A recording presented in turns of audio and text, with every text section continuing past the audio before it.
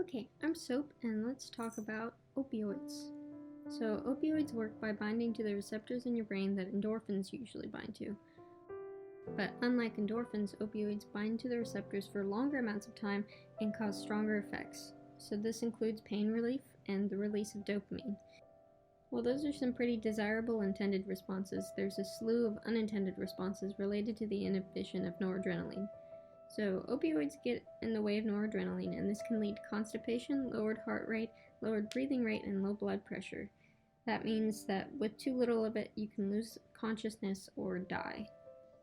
But your body doesn't want to die. It'll counteract the inhibition of noradrenaline by becoming more sensitive to it, and a new balance will be established. But your body also adjusts to the opioids. It becomes less sensitive to it. So to fulfill that psychological dependence on dopamine for mind fog and pain relief, addicts may raise the dosage. Now, the book says that doses can be increased as many as 35 times, but this isn't sustainable. So what happens if you run out of drugs or money?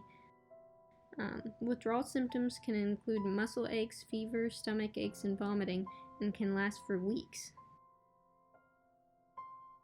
So maybe the addict can't get more pain prescriptions, but they can get heroin.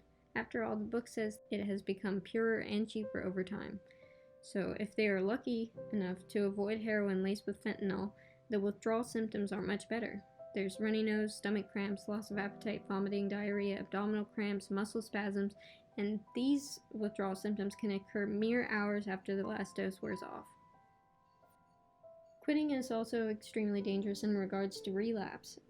If the person manages to get through some of those weeks of withdrawal symptoms and ultimately they relapse, their body is no longer going to have that tolerance built up, meaning taking the last dose that they were used to taking is going to lead to overdose.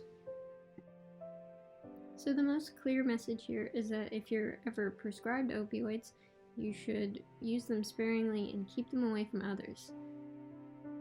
But it's also super important to acknowledge the bigger lesson here, which is that the healthcare system is not always as reliable as we want it to be. The Frontline video, Opioids Inc. goes into it in much more detail, but basically, pharmaceutical companies are companies, and sometimes they're going to value profits over human life.